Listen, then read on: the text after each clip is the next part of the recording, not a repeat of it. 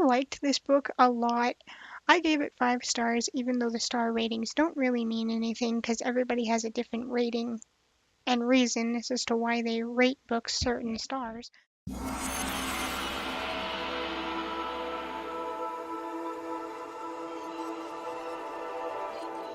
Welcome back once again to another bookish video. Now today the book we are going to be talking about is City of Ghosts. This was not one I planned to read. This was not a book that I'd even ever heard of before. This just turned out to be a happy accident because it was really nice a few days ago, and so I wanted an audiobook to listen to while I walked outside, but all of the audiobooks that I looked into were like months wait from the library. So I just clicked on the audiobook tab and looked and looked and looked, and it turned up to be the only one that wasn't a second or third in the series that was available that day, right then, to listen to. So this book is about a girl who, after an accident, can see ghosts and has a best friend who is a ghost. So, with that being said, let's get into the characters of this book.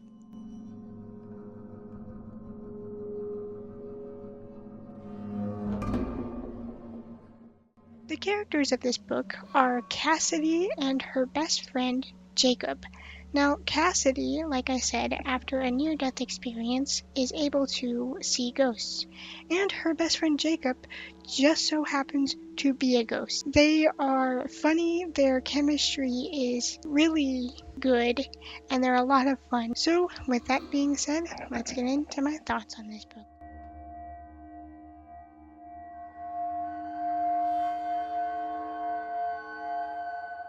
Honestly, I am so glad that this book was the only one available to read from the library because I genuinely enjoyed it. It was tense in moments, it had me smiling in moments, it was just a lot of fun. And we see Cassidy, our main character, having a best friend named Jacob. And like I said, Jacob is a ghost. And he's her best friend because he's the one that saved her from a near-death experience after a bike crash off a bridge led her almost drowning in a lake. So they're kind of interconnected, and because he saved her life, they are now best friends. Her parents are, her dad is a historian, and her mom is like the legend teller and the ghost hunter. So together, her mom and her dad write books that have historical facts as well as historical legends. Apparently their books are very popular, popular enough that they are approached by a network to make a sort of documentary that will take them to all of the haunted places around the world, and their first trip is Scotland, one of the most haunted places ever in the world, according to them. So I find it kind of funny and ironic that her dad, being a historian and a little bit of a skeptic, makes sense, but her mom believes in legends and believes in ghosts. But Cassidy comes right out and tells her parents, "No, I have a best friend named Jacob. He is a ghost. He never leaves my side unless he gets angry. He's always here." And her parents are kind of like humoring it, and her dad kind of makes fun of it a bit. But I'm like, how are you about to like be ghost hunters and believe in all this crazy crap, but you don't believe your daughter when she says she can see ghosts? I don't know. That's just the irony of the situation, and it's meant to be ironic.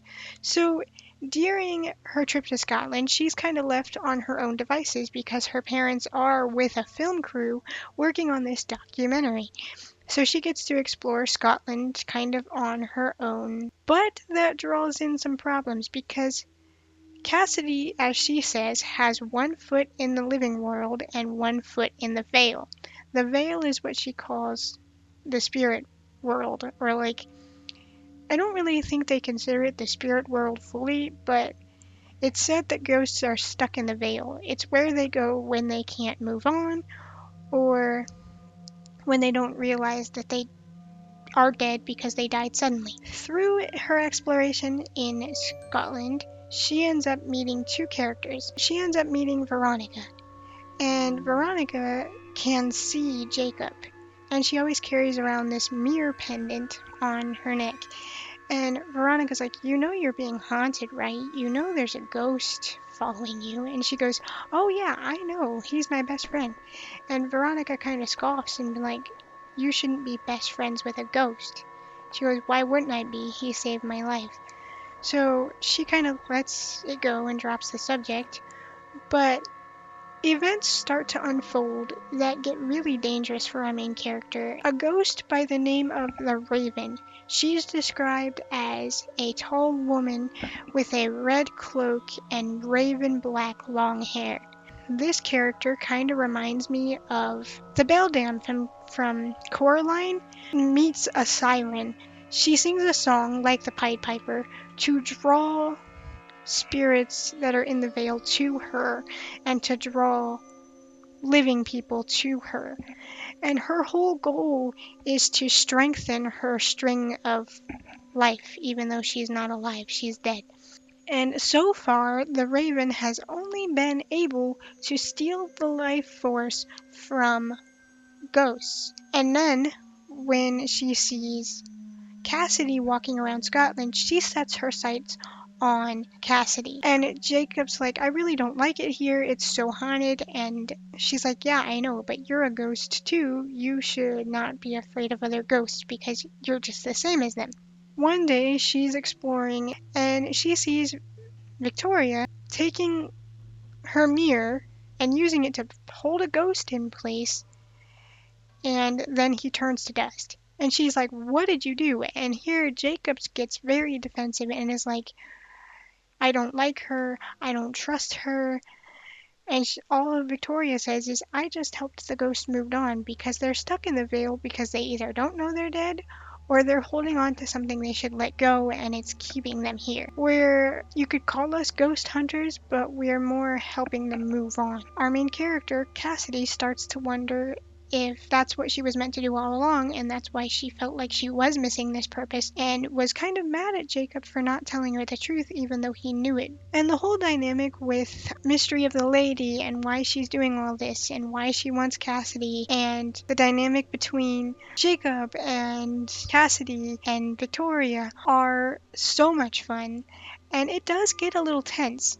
Although I will say, you could definitely tell that the author of this book was like a Harry Potter fan times 10, because there were constant myths. Because we're in Scotland, the main character goes to the cafe where J.K. Rowling supposedly wrote the Harry Potter series, and she stays there, and there is constant Harry Potter references throughout the story. And I'm a Harry Potter fan.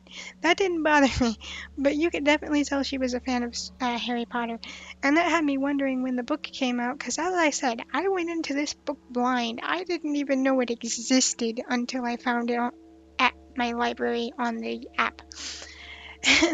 So I was like, when did this book come out? 2018. That makes sense.